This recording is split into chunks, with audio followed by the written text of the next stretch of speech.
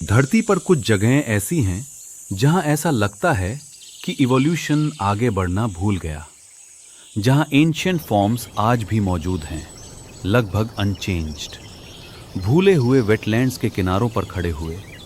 Central tropical Africa के swamps में floating vegetation और काले पानी की चैनल्स के बीच एक पक्षी खड़ा है जो पूरी तरह वास्तविक नहीं लगता, लगभग मोशनलेस, रीड्स से ऊपर उड़ता हुआ, उसकी आंखें सीधी सामने टिकी हुई, असामान्य इंटेंसिटी के साथ। उसकी बीक किसी बर्ड जैसी कम और किसी हथियार जैसी ज्यादा लगती है। शूबिल, इतना अजीब प्रेडेटर कि शुरुआती एक्सप्लोरर्स भी इसे क्लासिफाई नहीं कर पाए। कुछ ने इसे स्टॉक कहा, कुछ ने पेलिकन, लेकिन शूबिल में कुछ भी फेमिलियर नहीं लगता, ना इसकी साइलेंस, ना इसकी स्टिलनेस, और ना ही उसकी स्टेयर। क्योंकि बाकी बर्ड्स की तरह शूबिल स्पीड के लिए नहीं बना, ये पेशेंस के लिए बना है, स्टिलनेस के लिए, टाइमिंग के लिए, और यही चीज इसे डेंजरस बनाती है। जिस वेटलैंड्स में ये रहता है वे अफ्रीका के सबसे कठिन इकोसिस्टम्स में से हैं।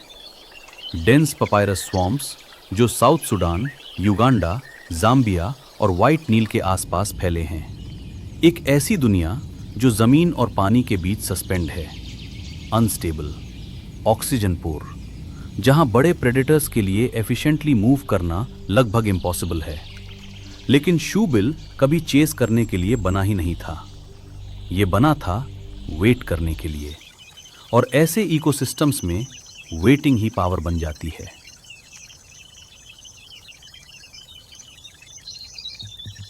पहली नजर में शूबिल लगभग मोशनलेस लगता है, शैलो वाटर में अकेला खड़ा एक बर्ड। उसके ग्रे ब्लू फेदर्स मिस्ट और स्वॉम्प वेजिटेशन में घुल जाते हैं। उसका विशाल शरीर अजीब तरह से रीडेड दिखाई देता है, लेकिन यह स्टिलनेस धोखा है, क्योंकि शूबिल आराम नहीं कर रहा, वो कैलकुलेट कर रहा है। पानी में होने वाली हर मूवमेंट मायने रखती है। Ripples, pressure changes, floating plants के नीचे होने वाली छोटी डिस्टर्बेंसेस। वेटलैंड्स अक्सर मर्की होते हैं, जहां सरफेस के नीचे विजिबिलिटी लगभग खत्म हो जाती है। इसलिए शूबिल सिर्फ साइट पर डिपेंड नहीं करता, वो टाइमिंग पर डिपेंड करता है, और यहां टाइमिंग ही सब कुछ तय करती है। उसका प्रे पकड़ना बेहद मुश्किल होता है। Lungfish, catfish, juvenile crocodiles, dense aquatic vegetation के नीचे छिपे बड़े एम्फिबियंस, ऐसे एनिमल्स जो एक पल में मड और डार्कनेस में गायब हो सकते हैं। इसीलिए शूबिल ने बर्ड्स में सबसे स्पेशलाइज्ड हंटिंग स्ट्रैटेजीज में से एक डेवलप की। वो लगातार स्टॉक नहीं करता, वो फ्रीज हो जाता है, कभी कभी एस्टोनिशिंगली लंबे समय तक, मिनट्स, कभी उससे भी ज्यादा। उसका शरीर एनर्जी कंजर्व करता है, जबकि वो लगभग पूरी तरह स्टिल रहता है, और फिर बिना वार्निंग के पूरा स्वॉम्प फट पड़ता है। बर्ड एक्सप्लोसिव फोर्स के साथ आगे लॉन्च करता है। उसकी मैसिव बीक पानी और वेजिटेशन दोनों पर एक साथ क्रैश करती है। इतना वायलेंट स्ट्राइक कि आसपास के प्लांट्स तक फट जाते हैं, और जो पानी से बाहर निकलता है वो हमेशा तुरंत पहचान में नहीं आता, क्योंकि शूबिल ऐसे वर्ल्ड में हंट करता है जहां प्रे साफ दिखाई नहीं देता। उसे बस डिटेक्ट किया जाता है उसी एग्जैक्ट मोमेंट में जब बहुत देर हो चुकी होती है। उसका स्ट्राइक केओटिक होता है।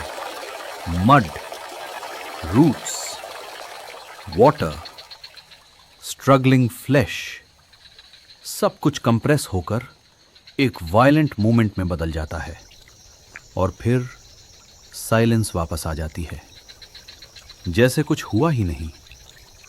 लेकिन उसकी बीक शायद उसकी सबसे अनसेटलिंग एडेप्टेशन है। विशाल, टिप पर हुक्ड, किनारे इतने शार्प कि प्रे को डिकैपिटेट कर सकें। ऐसे स्लिपरी एनिमल्स को क्रश करने में केपेबल जिन्हें पकड़ना मुश्किल होता है। उसकी शेप लकड़ी के शू जैसी लगती है, इसीलिए शूबिल को यह नाम मिला। लेकिन फंक्शनली ये स्ट्रक्चर किसी सामान्य बीक जैसा नहीं, बल्कि एक क्लैंप जैसा बिहेव करता है। एक प्रिसिशन टूल जो अनस्टेबल वेटलैंड्स में पावरफुल एक्वाटिक प्रे पकड़ने के लिए इवॉल्व हुआ। और शायद सबसे डिस्टर्बिंग चीज यह है कि शूबिल कितनी कम मूवमेंट वेस्ट करता है। ना इलैबोरेट चेज, ना ड्रामेटिक परसूट, बस एब्सोल्यूट स्टिलनेस से निकलने वाली अचानक फोर्स। एक एम्बुश प्रेडेटर जो बर्ड के डिस्गाइज में है। और जितना साइंटिस्ट ने शूबिल को स्टडी किया, वो उतना ही स्ट्रेंज होता गया। ज्यादातर बड़े बर्ड्स सोशल बिहेवियर पर डिपेंड करते हैं। Flocking, cooperative nesting colonies, migratory coordination. लेकिन शूबिल्स ओवरवेलमिंगली सॉलिटरी होते हैं। एडल्ट्स अक्सर स्वैम्प के अंदर इनॉर्मस टेरिटरीज में आइसोलेटेड रहते हैं। एनकाउंटर्स रेयर होते हैं, कम्युनिकेशन मिनिमल, यहां तक कि वोकलाइजेशंस भी अनकॉमन हैं। लंबे समय तक ऐसा लगता है जैसे वेटलैंड पूरी तरह खाली है।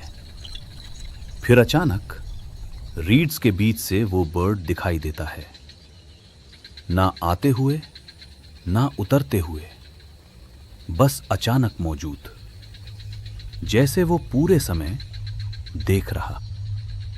शायद ये आइसोलेशन उस एनवायरनमेंट के प्रेशर की वजह से है जिसमें शूबिल रहता है।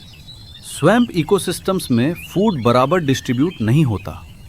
ऑक्सीजन लेवल्स लगातार बदलते रहते हैं। वाटर चैनल्स हर समय शेप बदलते रहते हैं और कंपटीशन बहुत महंगा पड़ता है। इसलिए शूबिल ने इंडिपेंडेंस की तरफ इवॉल्व किया। एक ऐसा प्रेडेटर जो स्पीड या नंबर्स पर नहीं बल्कि एफिशिएंसी पर बना है। यहां तक कि इसकी उड़ान भी उसी कॉम्प्रोमाइज को दिखाती है। 2.5 मीटर से ज्यादा विंग स्पैन होने के बावजूद शूबिल हवा में ग्रेसिफुल नहीं लगता। टेक ऑफ भारी लगता है। स्ट्रॉन्ग विंग बीट्स उसे मुश्किल से स्वयं के ऊपर उठाते हैं। उसकी मैसिव बीक उड़ते समय नीचे झुकी रहती है, जैसे स्कल से कोई वजन लटक रहा हो। लेकिन वंस एयरबोर्न सब कुछ बदल जाता है। वो बिना आवाज विशाल वेटलैंड्स पार करता है, ऐसी चैनल्स के ऊपर ग्लाइड करता है जहां जमीन से पहुंचना लगभग इम्पॉसिबल है। और इस ऊंचाई से पूरा स्वैम्प हैबिटेट कम और लेबरिंथ ज्यादा लगता है। फ्लोटिंग वेजिटेशन लगातार बदलती रहती है। हिडन पूल्स खुलते और बंद होते रहते हैं सीजनल फ्लड्स के साथ। कुछ ही हफ्तों में मार्श के पूरे हिस्से इनएक्सेसिबल हो जाते हैं। एक ऐसा लैंडस्केप जो स्पेशलाइजेशन को रिवॉर्ड करता है और बाकी सबको पनिश। शायद इसी वजह से शूबिल एवोल्यूशन में इतना आइसोलेटेड दिखाई देता है। ये अपनी अलग फैमिली में आता है, बैलेनिसिपिटिडे, एक ऐसी लीनिएज जिसका कोई मॉडर्न इक्विवेलेंट लगभग मौजूद नहीं। साइंटिस्ट्स मानते हैं कि इसके सबसे करीबी रिलेटिव्स पेलिकन्स हैं, लेकिन रिजेम्बलेंस लगभग एक्सीडेंटल लगता है, क्योंकि शूबिल सिर्फ प्रीहिस्टोरिक दिखता नहीं, वो बिहेव भी ऐसे करता है जैसे मॉडर्न बर्ड से डिस्कनेक्टेड हो। इसका सबसे स्ट्राइकिंग एग्जाम्पल है उसकी स्टेयर। उसकी फॉरवर्ड फेसिंग आईज बर्ड्स के मुकाबले अनयूजुअली इंटेंस बाइनोकुलर विजन देती हैं। शूबिल मूवमेंट पर अपनी नजर डरावनी प्रिसिजन के साथ फिक्स करता है, पूरी तरह मोशनलेस रहकर ऑब्जर्व करता है। और एवोल्यूशन में प्रेडेटर्स बार बार इसी तरह की विजुअल बिहेवियर डेवलप करते आए हैं। आउल्स, बिग कैट्स, क्रोकोडिलियंस, ऐसी स्पीशीज जिनकी सर्वाइवल डेप्थ परसेप्शन और परफेक्ट टाइमिंग पर टिकी होती है। और शूबिल में वही प्रेडेटरी मैकेनिक्स एक ही क्रीचर में कंडेंस दिखाई देते हैं। लगभग 5 फीट ऊंचा प्रेडेटर काले स्वैम्प वाटर के बीच खड़ा हुआ, जिसका पूरा अस्तित्व अस्वाभाविक लगता है। मानो एवोल्यूशन की कई अलग अलग पाथवेज मिलकर कुछ ऐसा बना गई हों जो इस फॉर्म में एग्जिस्ट ही नहीं करना चाहिए था। लेकिन शायद शूबिल की सबसे इंपॉर्टेंट एडेप्टेशन फिजिकल नहीं है, वो साइकोलॉजिकल है। क्योंकि स्वैम्प में सरवाइव करने के लिए एक्सट्रीम अनसर्टनिटी को टॉलरेट करना पड़ता है। वाटर लेवल्स अचानक बढ़ते और गिर जाते हैं। सीजनल फ्लडिंग के साथ प्रे पॉपुलेशंस बदलती रहती हैं। स्टॉर्म्स नेस्टिंग साइट्स को गायब कर देते हैं और सरफेस के नीचे एक और खतरा छिपा होता है। क्रोकोडाइल्स, मैसिव नाइल क्रोकोडाइल्स, जो उन्हीं वाटर्स में साइलेंटली मूव करते हैं जिन पर शूबिल डिपेंड करता है। नेस्टिंग अडल्ट्स के लिए ये एक डेंजरस बैलेंस बनाता है, क्योंकि कई लार्ज बर्ड्स की तरह शूबिल कॉलोनीज बनाकर कलेक्टिवली डिफेंड नहीं करता। वो अक्सर अपने यंग को अकेले रेस करता है।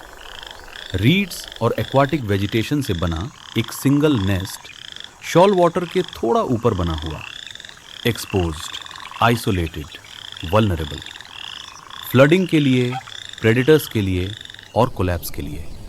लेकिन शायद सबसे बड़ा खतरा खुद शूबिल से आता है। अक्सर एक क्लच में एक से ज़्यादा चिक्स होते हैं, यूजुअली 2, कभी कभी 3। शुरुआत में ये एनवायरमेंटल इंस्टेबिलिटी के खिलाफ सेफगार्ड जैसा लगता है, अनप्रिडिक्टेबल वेटलैंड्स के लिए एक बायोलॉजिकल इंश्योरेंस पॉलिसी।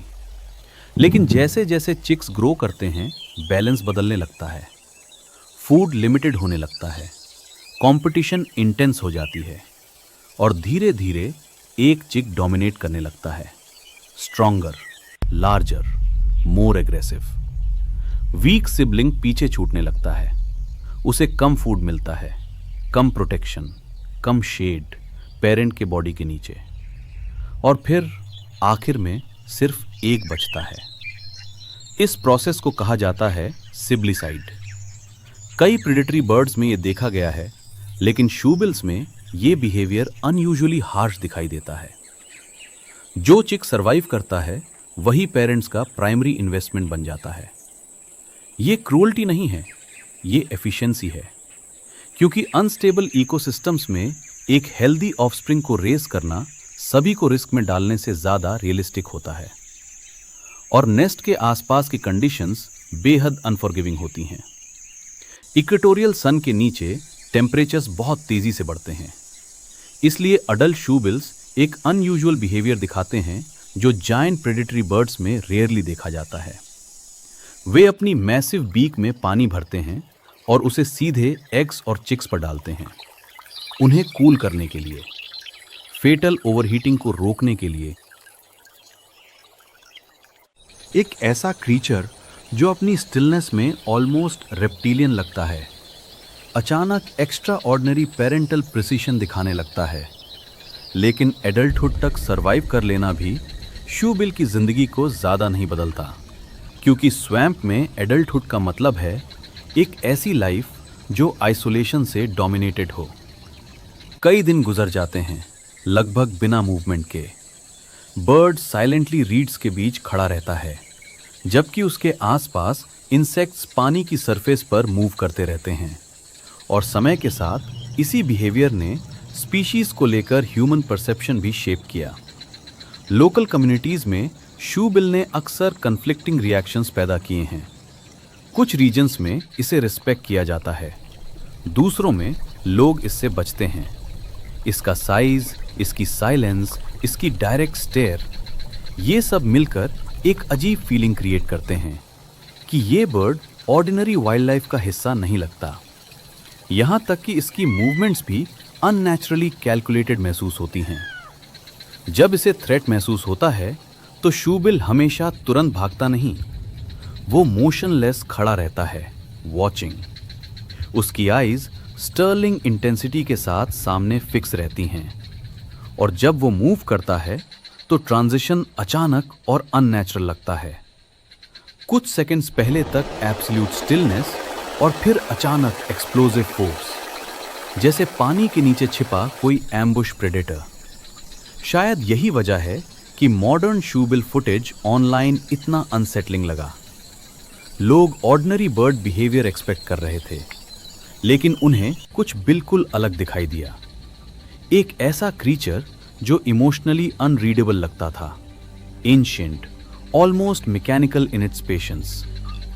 लेकिन शूबिल इमोशनलेस नहीं है, उसका बिहेवियर बस बहुत अलग एवोल्यूशनरी प्रेशर्स के नीचे इवॉल्व हुआ है। डेंस वेटलैंड्स में वेस्टेड एनर्जी डेंजरस बन जाती है। कांस्टेंट मूवमेंट प्रे को अलर्ट कर देती है। एक्सेस एग्रेशन इंजरी का रिस्क बढ़ाती है। और स्वैम्प वेजिटेशन के बीच साउंड अनप्रेडिक्टेबली ट्रैवल करती है। इसलिए शूबिल ने इवॉल्व की रेस्ट्रेंट, एक्सट्रीम रेस्ट्रेंट, और मिलियंस ऑफ ईयर्स में वही रेस्ट्रेंट उसकी आइडेंटिटी बन गई। लेकिन शायद शूबिल का सबसे रिमार्केबल एस्पेक्ट ये है कि वो वास्तव में कितना नैरोली स्पेशलाइज्ड है। उसकी सर्वाइवल डिपेंड करती है बायोलॉजिकली इंटैक्ट वेटलैंड्स पर। Stable flood cycles, healthy fish populations, dense papyrus ecosystems, ठीक वही इन्वायरमेंटल कंडीशंस जिन्होंने उसकी एवोल्यूशन को शेप किया। और अब वो कंडीशंस इंक्रीजिंगली फ्रेजाइल होती जा रही हैं। सेंट्रल अफ्रीका के कई हिस्सों में वेटलैंड्स अब श्रिंक हो रहे हैं। Agricultural expansion, human settlement, drainage projects और क्लाइमेट इंस्टेबिलिटी की वजह से स्वैम्प के वो हिस्से जो सदियों तक आइसोलेटेड रहे अब फ्रेगमेंटेड होते जा रहे हैं। वाटर फ्लो पैटर्न्स बदल रहे हैं। ब्रीडिंग ग्राउंड्स गायब हो रहे हैं। फिश पॉपुलेशंस शिफ्ट कर रही हैं। और हाईली स्पेशलाइज्ड प्रेडेटर्स तेज एनवायरमेंटल ट्रांसफॉर्मेशन के साथ जल्दी अडेप्ट नहीं कर पाते। क्योंकि स्पेशलाइजेशन एफिशिएंसी तो क्रिएट करती है, लेकिन डिपेंडेंस भी। शूबिल अपने स्पेसिफिक वर्ल्ड के अंदर एक्स्ट्रा ऑर्डिनरीली सक्सेसफुल बन गया। एक ऐसी दुनिया जहां साइलेंस है, शैलो वाटर है, फ्लोटिंग वेजिटेशन है और हिडन प्रे। लेकिन उस एनवायरनमेंट के बाहर उसके एडवांटेजेस धीरे धीरे डिसअपीयर होने लगते हैं। शायद यही वजह है कि ये बर्ड इतना रेयर बना हुआ है। वाइल्ड पॉपुलेशंस सिर्फ कुछ 1000 इंडिविजुअल्स मानी जाती हैं। डिफिकल्ट टू एक्सेस वेटलैंड्स में स्केटर्ड, और उन्हें स्टडी करना भी अब तक बेहद चैलेंजिंग है, क्योंकि स्वैम्प खुद ऑब्जर्वेशन को रेजिस्ट करता है। डेंस वेजिटेशन मूवमेंट छिपा देती है। वाटर चैनल्स लगातार बदलते रहते हैं। फॉग और ह्यूमिडिटी के नीचे विजिबिलिटी ऑलमोस्ट कोलैप्स हो जाती है। शूबिल पार्टली इसलिए सरवाइव करता है क्योंकि उसकी दुनिया में ह्यूमंस अब भी पूरी तरह एंटर नहीं कर पाए हैं। लेकिन इस आइसोलेशन के बावजूद ये बर्ड सिर्फ एक बायोलॉजिकल क्यूरियोसिटी बनकर नहीं रहा, ये एक सिंबल बन गया। सिर्फ एंशिएंट एवोल्यूशन का नहीं, बल्कि उन इकोसिस्टम्स का जो अब भी ह्यूमन कंट्रोल से बाहर ऑपरेट करते हैं। ऐसी प्लेसेस जहां नेचर स्लो है, अनप्रेडिक्टेबल है और डीपली इंडिफरेंट। क्योंकि शूबिल एग्रेशन से फियर इंस्पायर नहीं करता, वो कुछ और पैदा करता है, कुछ क्वाइटर, रिकॉग्निशन, एक रिमाइंडर कि एवोल्यूशन फैमिलियरिटी की तरफ मूव नहीं करती, वो सर्वाइवल की तरफ मूव करती है। और कभी कभी सर्वाइवल ऐसे फॉर्म्स क्रिएट करता है जो मॉडर्न वर्ल्ड से पूरी तरह डिस्कनेक्टेड महसूस होते हैं। काले पानी में मोशनलेस खड़ा 6 फीट ऊंचा बर्ड, एक प्रेडेटर जो पेशेंस से बना है। मिस्ट की लेयर्स के बीच उसकी आईज सामने फिक्स्ड हैं, सरफेस के नीचे मूवमेंट का इंतजार करते हुए, ना रश्ड ना डिस्ट्रैक्टेड, परफेक्टली अडेप्टेड उस दुनिया के लिए जहां सरवाइव करना ज्यादातर लाइफ फॉर्म्स के लिए ऑलमोस्ट इम्पॉसिबल है।